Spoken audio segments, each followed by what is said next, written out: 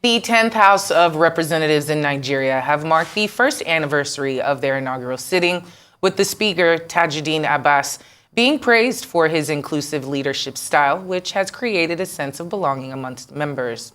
While to commemorate the occasion, the Green Chamber unveiled a scorecard to assess their performance, including a legislative agenda that prioritizes the welfare and progress of Nigerians, as well as a passage of bills into law. The House was also said to have carried out their oversight functions effectively, ensuring that the executive arm of the government is held accountable and constituency projects are included in the budget. Well, for this conversation, we now turn to Deputy Spokesperson, House of Representatives, Philip Agbese. He will be looking at the achievements, the challenges, and what are other priorities of the federal legislature in the next 3 years. Great to have you here on a public holiday. Thank you so much for joining us on Newsday. It's a pleasure. It's a pleasure. All right. So 1 year on, what is your assessment on how the legislature has done in the past year? Thank you very much. I want to stand on the principle of law that a man cannot be a judge in his own case. I'm not here to pass a judgment on what we have been able to achieve, but just to add one or few words to what Nigerians are saying, the way they have viewed us, the reactions that we have gotten from members of the public. Because 2 weeks ago, we sent out a list of questions, to ask Nigerians to assess us, if we are doing well, how we are moving, and if there are areas they feel that we need to rejig or change the gear. And as a matter of fact, the feedback was quite encouraging.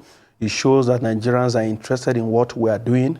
They are happy with the leadership of His Excellency Right Honorable Tajuddin Abbas, probably because in the parliament we have equally seen that the inclusivity which Mr. President has adopted as his mantra, in relating with his colleagues, his members, may, have resulted to the applauses that we're getting from the country.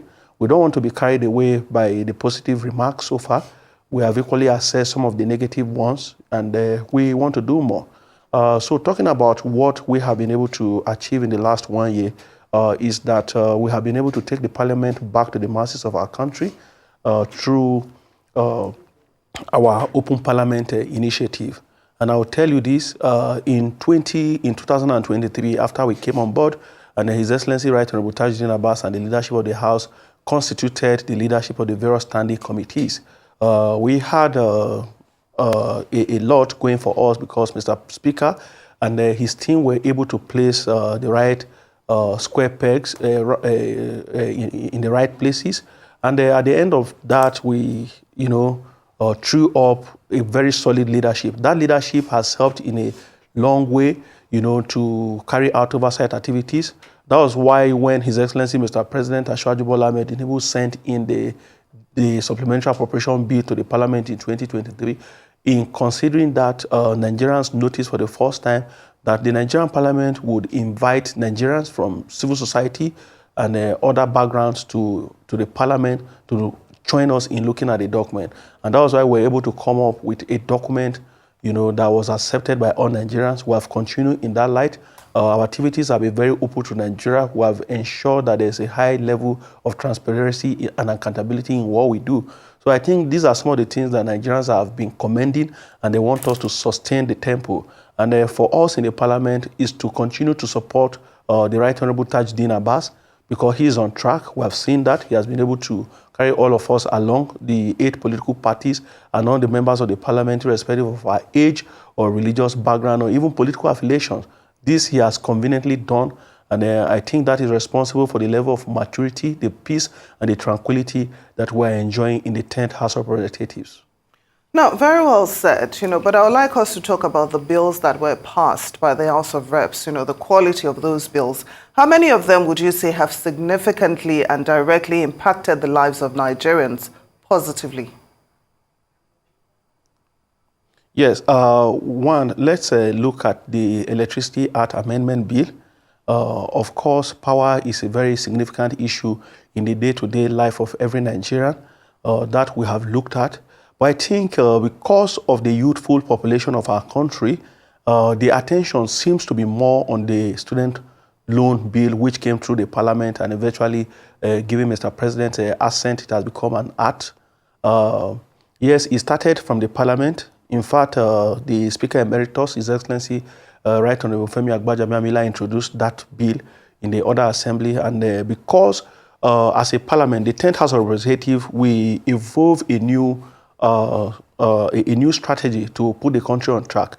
And one, in doing that, we agreed, as a parliament to see to some of the carryovers from the past assembly.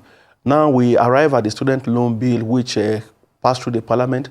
Nigerians are already celebrating that because, as a matter of fact, we want to see things being done the way they are carried out in other parts of the globe. In the UK, the student loan is there. It helps students of that country in Europe, in America. Government has a systematic way of supporting people who are going to school, to be able to study, finish, and pay back in one way or the other back to the society. So this we have done. And in terms of other bills which are also in the pipeline, the ones that have passed first or second reading, we have a couple of them. Especially in the area of the constitutional amendment, we're having serious discussions around the issue of state police.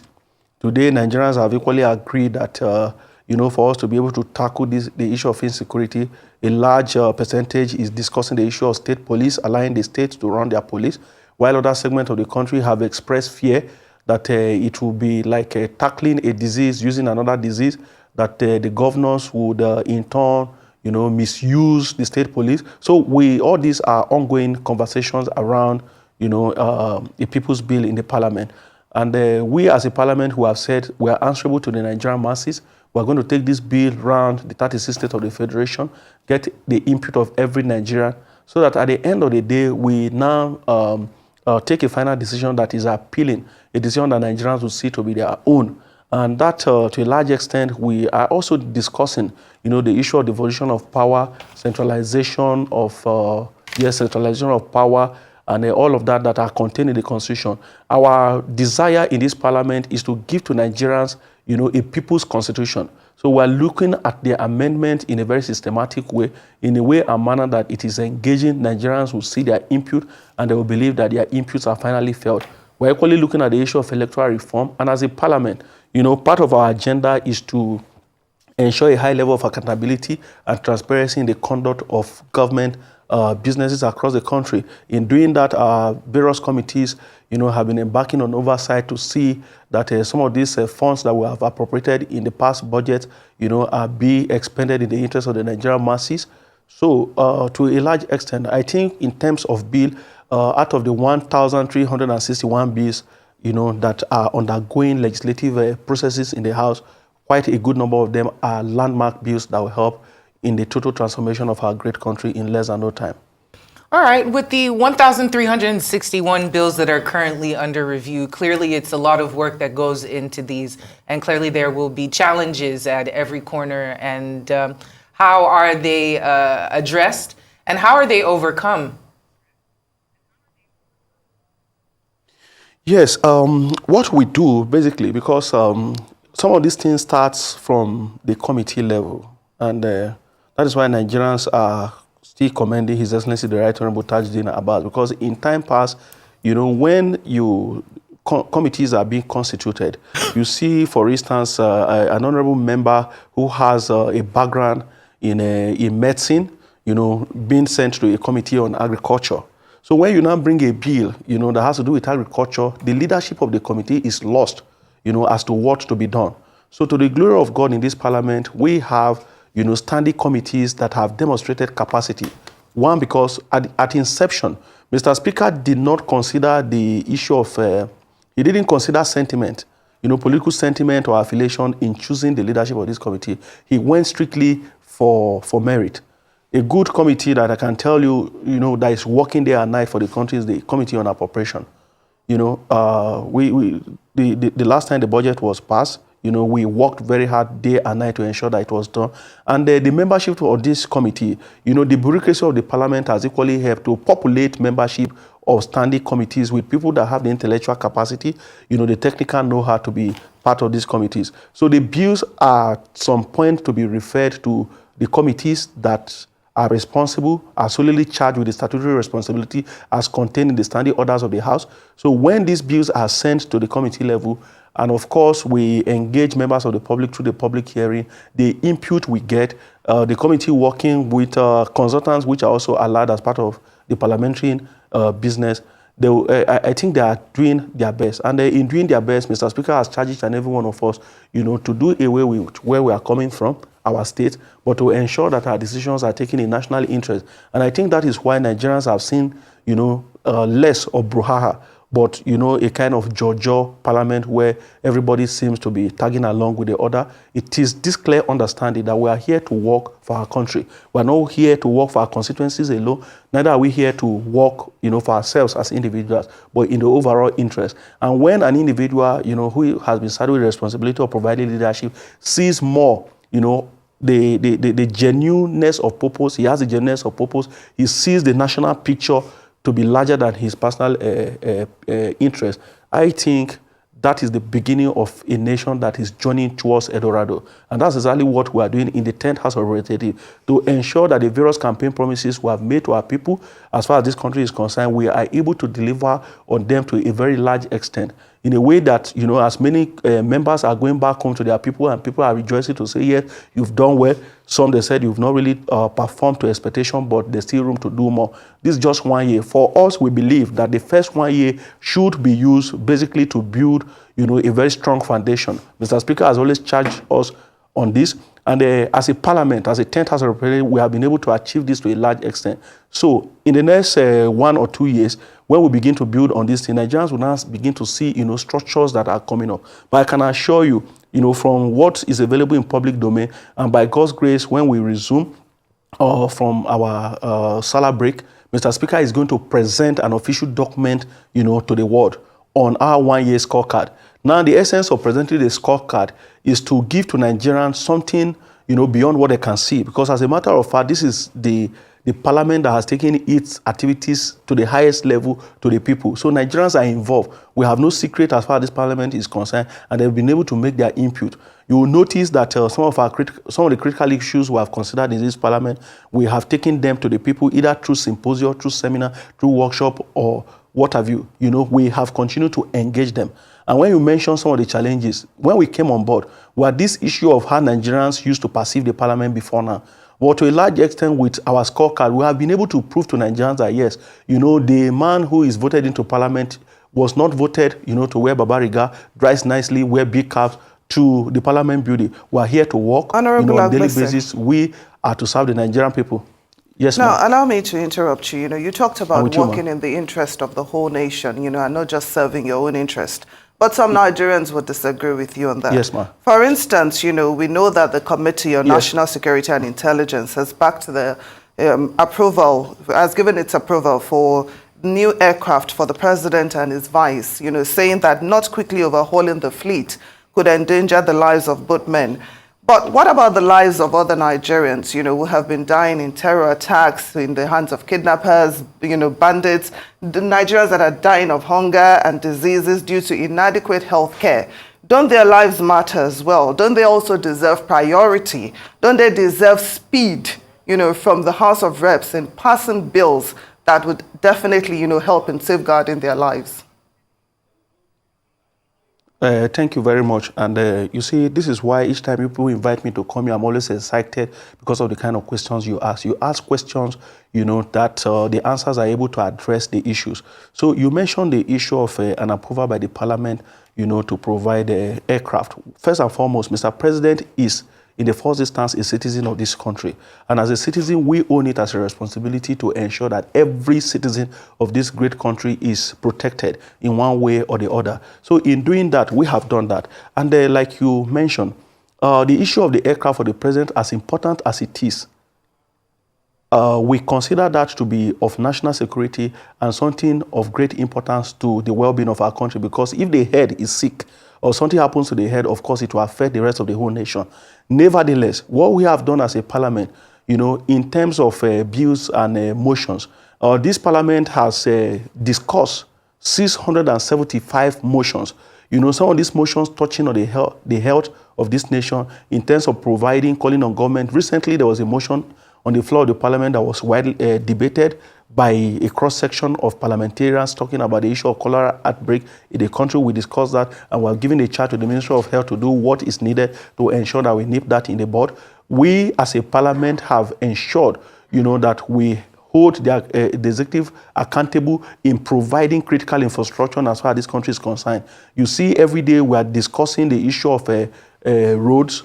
Our committee on works led by Right Honorable Tunde Akin Alabi, they are traveling across the country every day to ensure that contracts that have been awarded for provision of infrastructure in the country are being addressed. And you can see, if you travel by road like I always do, you see a wide network of roads across the country. If you are traveling from Abuja through Kefi, Akwanga to Makurdi to Enugu, you see that much is being done.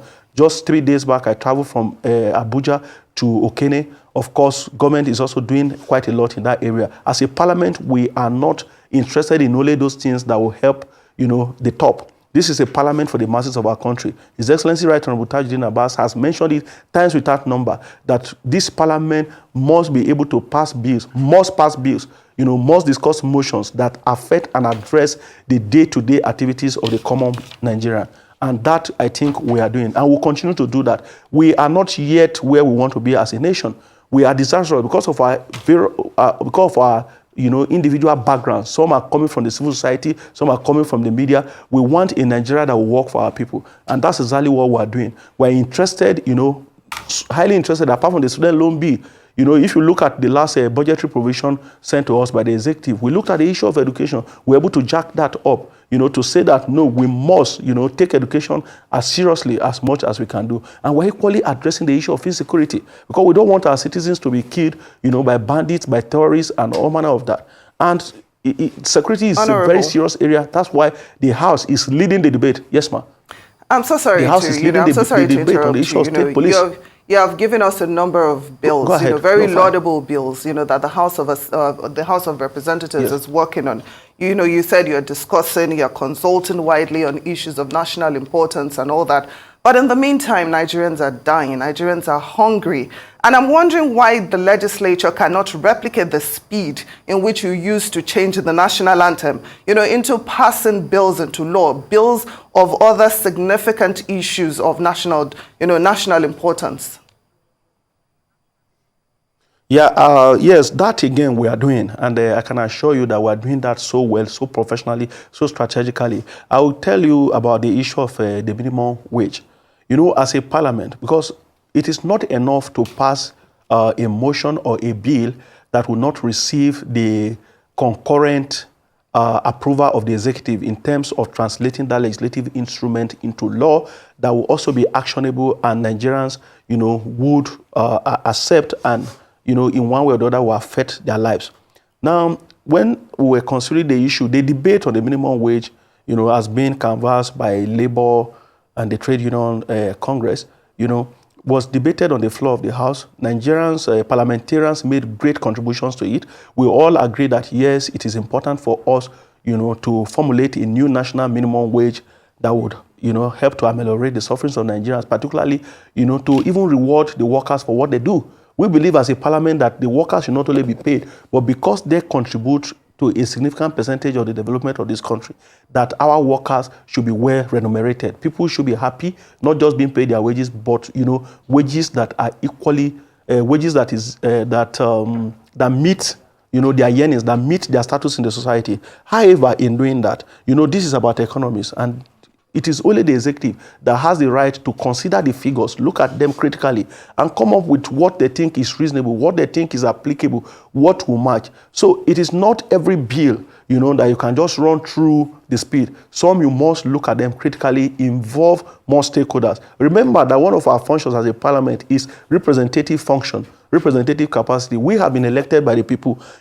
At some critical point, without reverting back to the people, you can take a decision on behalf of the people and pass your vote on that. So, beyond these bills that I've mentioned, we have had so many national motions, motions that help to address the issue of, workers' disengagement in both public and private enterprises, motions that touch on national emergencies, like issue of providing immediate succor to people who are in need of help.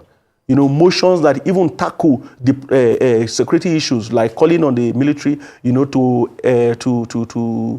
deploy, personnel to certain areas, troubled zones, and so on and so forth. So it is not just a one-way affair, neither is it a two-way traffic, but a multiple traffic. That's what Parliament is about. We address, issues from diverse angles, from diverse perspectives, and not all these issues that we address, can be brought here. For instance, if we are to discuss the 1,361 bills that are before the Parliament, how many days do you think we are going to dissect all of that on television? So, but the beautiful thing is that Nigerians on their own are researching into our activities and are applauding us. They are showing interest. And Mr. Speaker has said we must continue to encourage them to show more interest in the activities of the Parliament. That's why today we have what we call the House Standing Committee on the Monitoring and Evaluation of the Standing Committees. This committee it serves as an ombudsman, to checkmate the activities of the various standing committees to ensure that these committees deliver to Nigerians optimally. So we are here serving the people. We want to do more. And Mr. Speaker has asked us, has said that we should invite Nigerians to participate more. So in a forum like this, I think it's also a good opportunity to invite our listeners, the viewers, to participate more in the activities of the Parliament. Reach us, using our emails, our official contacts are displayed. The website is working. Help us, so that we can also make genuine input that will address the issues of the nation. Well, Honorable Philip Agbese, the listeners are definitely giving their feedback, but it happens to be on our YouTube page. Hopefully they will go to your website and also share some of the sentiments that they have there with you all. Thank you so much for joining us here on Newsday. That is Philip Agbese, the deputy spokesperson for the House of Representatives.